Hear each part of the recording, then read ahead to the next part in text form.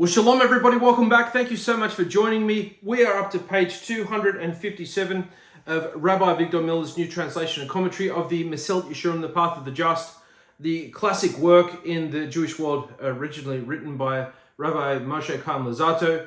You'll probably notice that the lighting's different in this video as opposed to my other videos. I'm just playing around with different things. I've found that the background lighting sort of reflects in the background, like a loop light I've got, and the lamp light that I have here, that tends to throw a reflection up into my glasses, which is like kind of annoying. You can't really see my eyes sometimes. I think it's important to be able to see your speaker clearly. So I've just turned on the lights in the room, which is sort of 4 down lights. So let me know if this is sort of any better. Otherwise, I'll keep trying. So we are up to page, as I said, page 254. Chapter 19, entitled The Divisions of Hasadut, Going Above and Beyond. Many of us are familiar with the concept of going above and beyond, doing more than what is required. But the reality is, if we be perfectly honest, most of us are used to living below and beneath. So let's look at how it is to, some aspects of how it is to actually live beyond what is the minimum requirement. And perhaps we can aim for going beyond, and even though we might not land beyond, we may land still in a good spot. So it's like, jumping a puddle and overcompensating. You might not jump where you propose to land. You might not get to where you propose to land, jumping the puddle, but at least you'll clear the puddle. If that makes any sense at all, listen, let's just read the text. So chapter 19, part 43, entitled Two Approaches to Understanding Adversity. Number one, everything is good. Okay, so everything that happens in the world is for the good. Rabbi Akiva taught this like you wouldn't believe. He was constantly going on about the whole concept that anything that happens to you, bad or good, is ultimately for your good. And to always be mindful that even if you don't understand what's happening to you, because it might be absolutely horrific, like the Holocaust was pretty horrific, but if you study the Holocaust, you study Shoah, you'll find that there are reasons behind it. And if you study what's even happening today in the nation of Israel, and you look at what the state of Israel is doing in terms of what they're allowing the people to do in light of what the Torah says, we can see that all these things are happening for the good of the nation. It may appear to be bad in the short run, may appear to be very, very bad, but ultimately it's for the good. And one of the worst things you can do is waste your suffering by not understanding and respecting the value of it, and appreciating that Hashem is just as father disciplines his son, so Hashem is also disciplining you. So if you've got no idea or not any clue about that, I think the suffering is even more unbearable because you don't even know why it's happening, and you think subconsciously that the way the world is spun into existence and is functioning is unfair. And so that's a direct attack on the sovereignty of the creator of the universe, and we never want to be kind of found courting that mindset. So Rabbi Akiva constantly talked about everything is good. He and his Talmud were going into a city, heading into a city to seek refuge for the night, to book an inn. But this city was very insular, and the watchmen on the walls of the city wouldn't let them in for whatever reason. So they had to turn around and go back a few miles and encamp somewhere in the wilderness. They had with them a donkey, a few basic things. They could start a fire. They even had a rooster. And later on that evening, it rained and the fire went out. And so Rabbi Akiva said to his student, everything that happens for the good. And he's like, well, I don't know how this works. Everything's wet now. The wood's wet. We can't start another fire. We're going to be very cold. And the next thing that happens is that the donkey died. Something was wrong with the donkey. Maybe it had a running illness. Anyway, it finally couldn't cope anymore and it just dropped dead. And so Rabbi Akiva again turned to his Talmud and said, everything that happens for the good. Then the rooster got out of the cage somehow and flew away. Or roosters don't really fly, it ran away.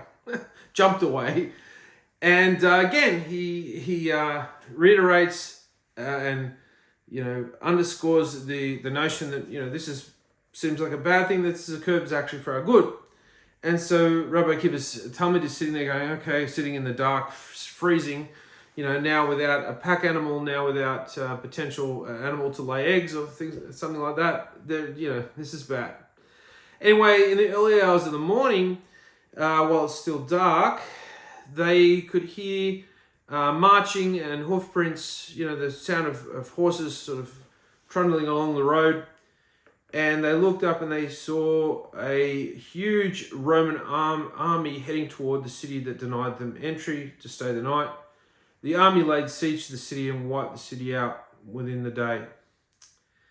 And so Rabbi Akiva turned to his Talmud and said, everything that happens for the good. Had they, allowed to be able, were eligible to have lodged in that city, they would have been caught up with all the occupants of the city and slaughtered by the Romans, and they wouldn't have, seen out the following day.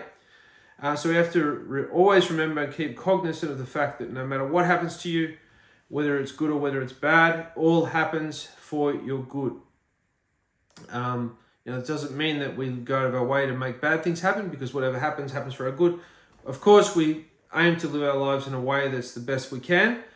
But occasionally we're going to make mistakes, we're going to make wrong decisions, and things the consequences are going to ensue. You might be watching this and thinking, well, I've had a fairly good life, nothing really bad has happened. It's just a matter of time. Something bad will happen. It's just a matter of time. Nobody lives this life, and lives a decent length of time without experiencing hardship.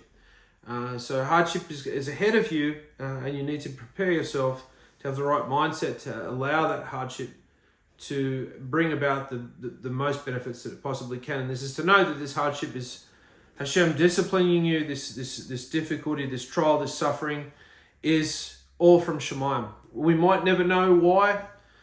We might never know, truly understand why something happens. People still struggle today with the whole concept of the Holocaust, with Shoah.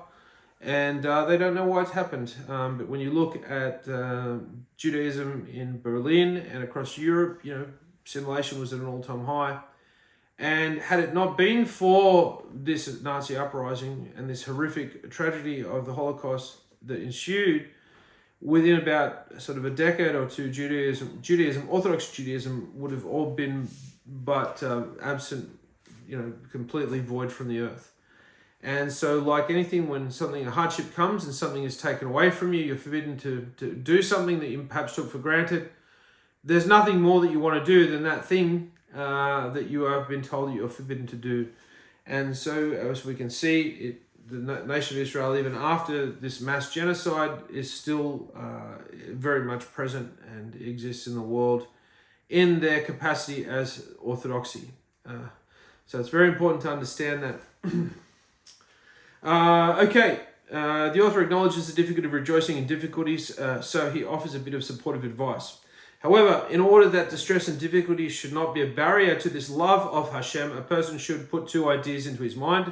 Rabbi Avigdor Miller says, there are two ideas a person can think about in times of distress to help him fulfill the mitzvah of Hava Hashem, even in the midst of his troubles. So you get bad news, your business is falling apart, you're going into receivership. Maybe somebody in your family's been injured or hurt, or Has v'Shalom, somebody's passed away. This is the thing that's going to enable you to keep a grip of Hashem like you should. One of them is the same for everyone, and the second way is not for everybody, is for wise people. It's for wise people who have a more profound understanding of things. The first one is the rule that whatever is done by Hashem is done for the good. This is also found in Tractate Barakot 60b. Of course, everything that happens in the world is done by Hashem. Therefore, everything that happens is actually for the good. Even if you don't feel any kind of benefit right now, and you see nothing but woe and unhappiness, you should know it's for your benefit.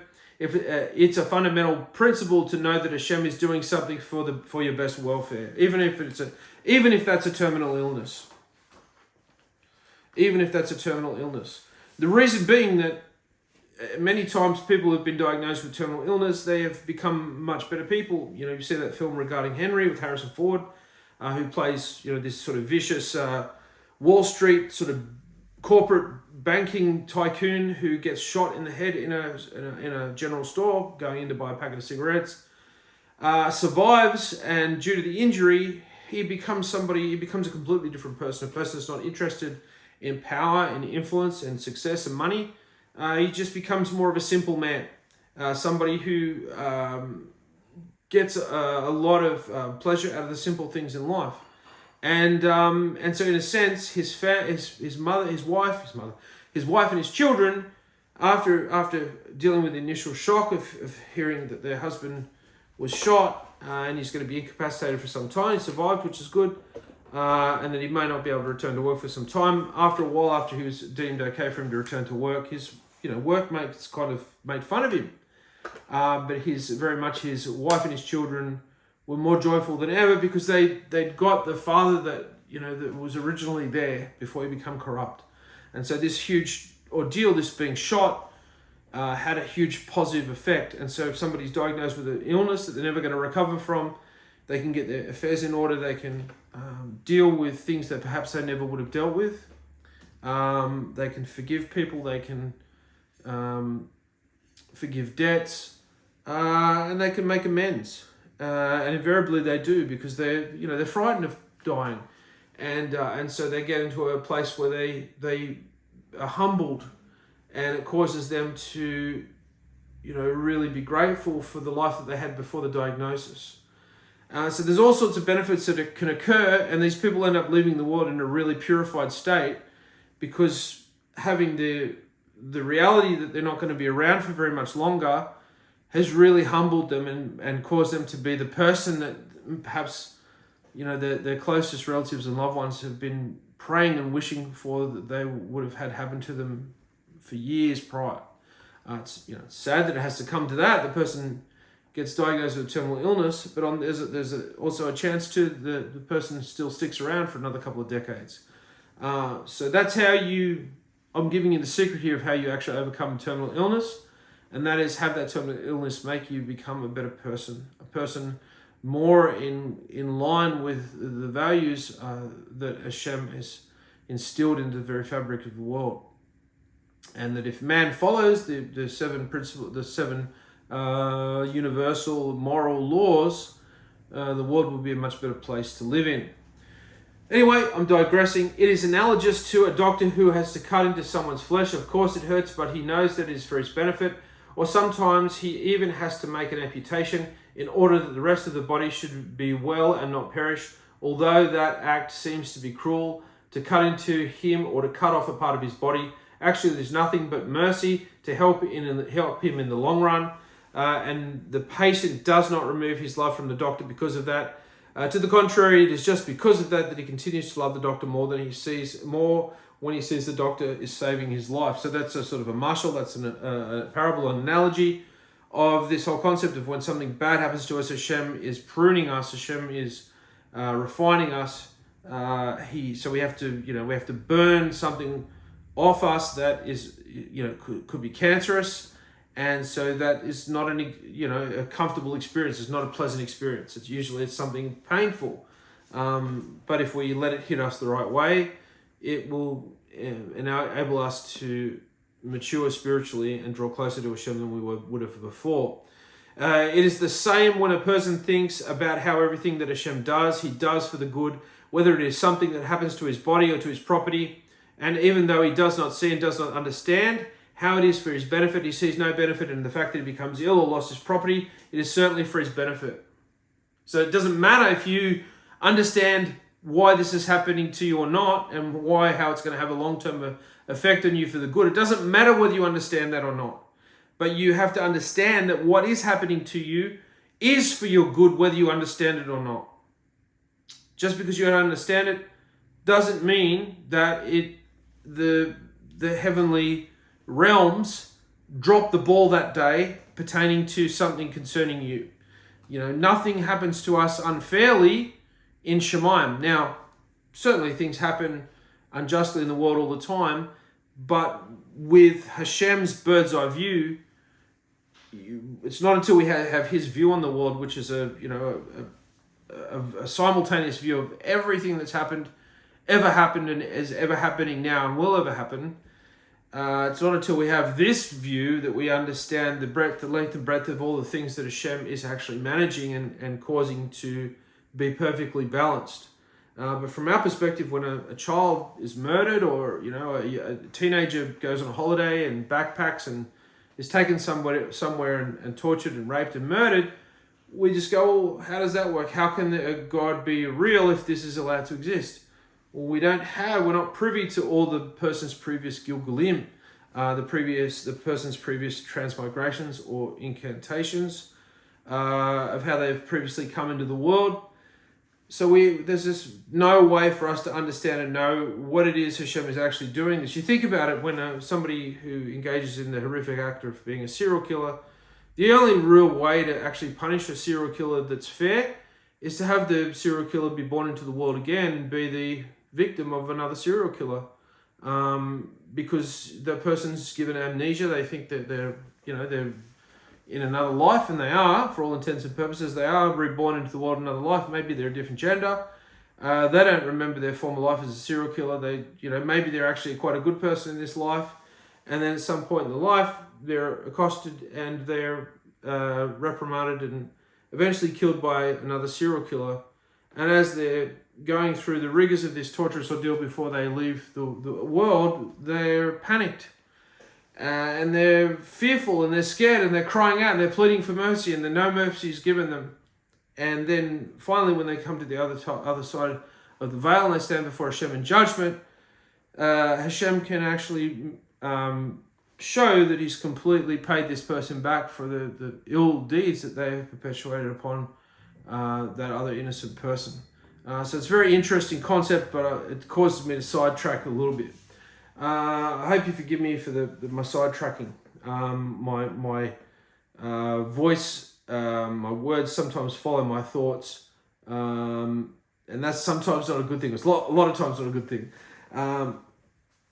Okay, so it's the same when a person thinks about how everything that Hashem does, he does for the good, whether it's something that happens to the body or the property, and even though he does not see in us or nor understand how it is for his benefit, he sees no benefit in the fact that he became ill or lost his property is certainly for his benefit.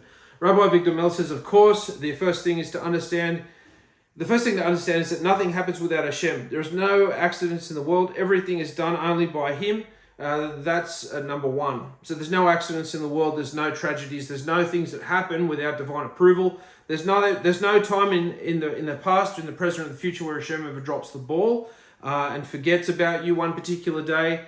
Anything that happens that is bad to us, you could probably attribute to something that we've done in this life or another Gilgul. Everything is done only for Hashem. That's number one. Then you can think about how Hashem is doing things only for your benefit. Someone who thinks along these lines, and this is fitting for everyone, then his love for Hashem is not become any weaker because of any troubles or distress. On the contrary, his love for Hashem will continue to increase always. Now we understand that this isn't easy, but that's the truth. This is the foundation of the Torah. It is based on the principle that Hashem is Adon Ha'olam. He is in charge of the world and nothing happens without him. And the world was created for the purpose of kindliness. And Hashem is kindly in all his acts. When people toil and labor to gain these attitudes, they can come truly to love Hashem just because of that. And if it does cause someone to achieve this true love of Hashem, then it is worth the price, because it's worth any amount of difficulty and distress in order to gain such excellence of character. So there's the story of the guy who gets beaten with rods by the bandit. The king comes upon this incident of the bandit beating the Jew with the rods, and his entourage are there. They reprimand this bandit. He goes to court. The Jew's wounds are healed, and the king decrees that this bandit pay this Jew so many dollars, or whatever the currency was back then in Tsarist Russia, for each blow that he did to him. So every blow that fell by this robber's hand upon this Jew, he was to give him $100. And so he asked the he asked the Jew how many times he was hit. He says, I was hit 100 times. And then the Jew starts crying. The Jew starts hysterically crying in court. And the king says, what's wrong? Is my judgment unfair? Am I not a fair king? And the Jew says to the judge, no, you're a very fair king. You're a very good king. Just if I'd known that you were going to give me $100 every time this bandit hit me, I would have let him hit me more. And so this is very much the mindset that we should have when we're here on earth, that anything that happens in terms of a trial is something that has the potential to unlock great spiritual ascension for us. And if we don't look at it that way, it's wasted suffering. And it's all the more difficult, this suffering, when we don't understand why. I think we'll leave it there. That takes us to number 2. Everything is for Hashem. That's part 44 of chapter 19. Thank you so much for joining me. I hope you enjoyed this video. And I hope you join me again for the next one. Until then, bye for now.